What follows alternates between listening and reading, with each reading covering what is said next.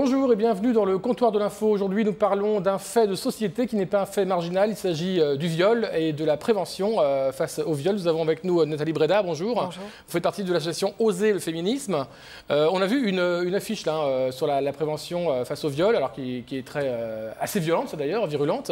Vous, à Oser le féminisme, vous avez toujours dit qu'il fallait montrer les choses telles que pour que les gens soient un peu alarmés. Absolument. Et d'ailleurs, on était venu ici sur ce plateau il y a 2 ans, lors de la campagne contre le viol, qu'on avait intitulée « La honte doit changer de camp », pour sensibiliser les personnes et dire que, effectivement, le viol, c'est un phénomène de société. Il y a 1 femme sur 10 qui est violée.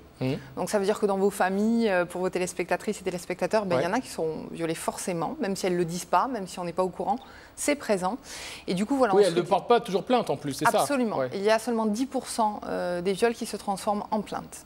Alors il y a tout un tas d'associations féministes qui étaient très en colère. C'était le 15 octobre, on va voir des images. C'était devant le palais de justice de Toulouse en réaction à ce qui s'est passé à Créteil, où des jeunes gens ont été relaxés pour viol, semble-t-il, présumé en réunion. Et les actions féministes, donc c'est Télé Debout qui nous prête ces images, une télé web féministe et pédagogique. Pourquoi finalement vous avez été là devant le palais de justice de façon mécontente?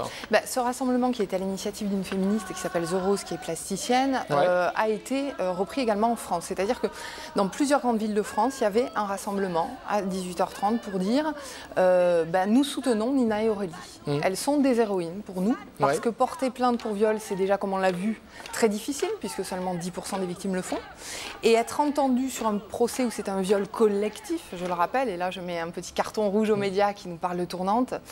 Une tournante, c'est le vocabulaire des violeurs. Donc on ne peut pas se positionner comme ça. Nina, elle n'a pas envie qu'on dise qu'on les fait tourner. Elle a été violée, elle a envie d'entendre qu'elle a été victime d'un viol collectif. Donc voilà, effectivement, on était là pour soutenir ces 2 femmes qui ont eu ce courage-là, qui ont entendu de tout pendant ce procès, avec un verdict qui effectivement pour nous est inapproprié. Et du coup, le parquet a fait appel. Donc nous reviendrons devant les tribunaux de justice, a priori en tout cas à Toulouse, lors de l'appel. Mais vous, c'est un exemple, vous dites clairement, de toute façon, puisque le viol, c'est tous les milieux sociaux, toutes les conditions. Vous dites même de façon assez crue, c'est que les femmes soient jolies ou moches, elles sont violées. Ça, c'est votre positionnement toujours, en fait. Mais c'est la réalité du terrain. C'est-à-dire qu'on sait bien que dans plus de 80% du temps, la femme connaît son agresseur. Partant de là, ça n'a plus rien à voir avec le physique ou l'habillement de la femme, puisqu'elle le connaît. Donc vous voyez, on a souvent cette image un petit peu à déconstruire du viol où c'est parce qu'on s'habille de telle et telle façon. Et ça ne peut pas être le cas, puisqu'on connaît l'agresseur. Et vous dites aussi clairement, mais c'est pas à nous les femmes de s'habiller de telle ou telle façon, on fait ce qu'on veut. Et c'est finalement à la société de nous respecter. Bien évidemment. Bien évidemment. Et on l'a vu aussi avec cette affaire du harcèlement de rue il n'y a pas très longtemps. Les femmes sont harcelées dans la rue, c'est pas admissible. C'est pas admissible, les femmes s'habillent comme elles veulent et ça ne doit être prétexte en rien, ni à injure, ni à insulte, encore moins évidemment à être violée, ce qui est d'ailleurs pas, il n'y a pas de corrélation forcément, donc nous insistons là-dessus. D'accord, on va voir tout un tas de petits films qui passent sur les réseaux sociaux en ce moment et on revient avec vous ensuite.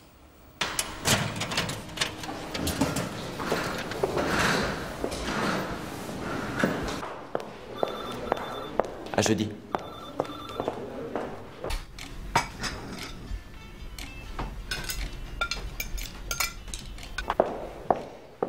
Je vous attendais.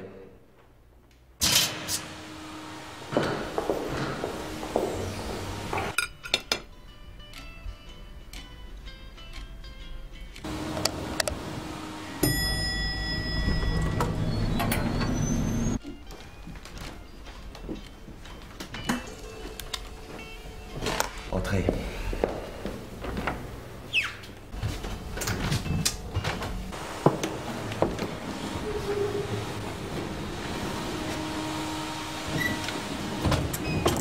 En France, près de 200 femmes sont violées chaque jour.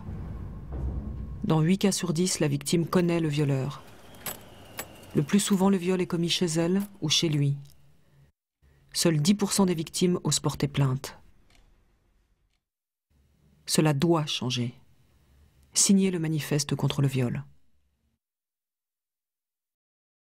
Voilà, la honte doit changer de changer de camp, vous le dites. Vous dites aussi que finalement, il faut peut-être que les institutions soient mieux formées sur la réception des témoignages quant au viol. Absolument. Les féministes en mouvement, qui est donc ce collectif de 30 associations au niveau national, demandent à François Hollande, au président de la République, des mesures contre le viol, contre les violences faites aux femmes. Un grand débat public déjà pour mettre sur la table pourquoi on en est là aujourd'hui dans un pays comme la France, qui est plutôt un beau pays. Et donc du coup, on demande entre autres que soient formés les personnels autour des viols, autour des violences faites aux femmes. Y compris la police ? Y compris la police. Il est bien évident qu'il faut être formé à ces questions-là. Un viol ne se traite pas comme un cambriolage. Vous en conviendrez avec moi.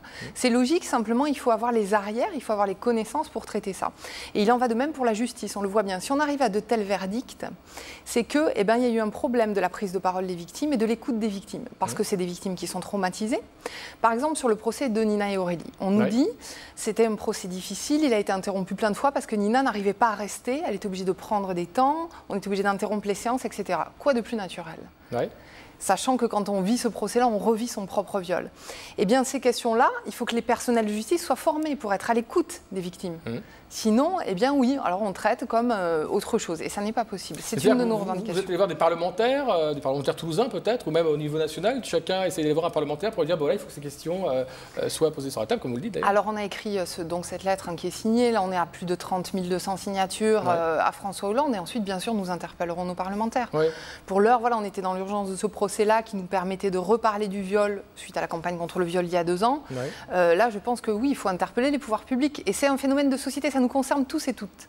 C'est ça que je veux dire. Chacune d'entre nous est concernée. Est-ce qu'à Toulouse, par exemple, des jeunes femmes viennent vous voir, vous, à Oser Féminisme, ou est-ce que c'est à vous, finalement, d'aller vers les jeunes femmes pour leur... Il y a tout un tas de choses à dire. C'est que tu as été violée, ce n'est pas de ta faute.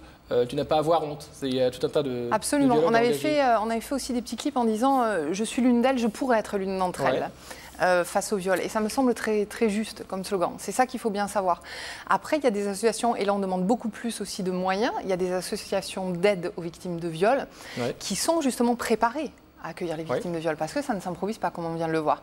Et du coup, on demande des moyens pour ces associations-là. On demande également que les ordonnances de protection des victimes qui a lieu, par exemple, dans le cas de victimes de violences conjugales, soient étendues au viol. Parce que quand vous avez votre violeur qui est votre voisin de palier en face, c'est difficile d'aller porter plainte, et quand c'est fait, c'est difficile de survivre au procès. Ça, il y a aussi, on les voit dans les petits films, ce sont les personnes plus âgées, c'est ce qu'on appelle le viol conjugal.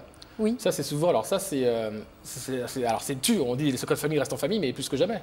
Voilà, absolument. Là, on est sur, ça allie viol et violence conjugale. On est dans, vous venez de le dire, on est dans la corrélation des deux, sauf que le principe, il est le même pour les deux.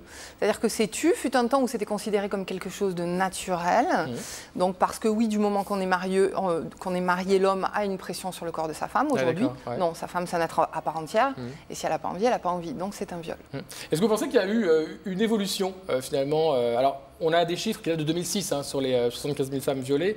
Est-ce que vous pensez que ça va crescendo ? C'est-à-dire que de plus en plus, on nie la notion d'égalité ?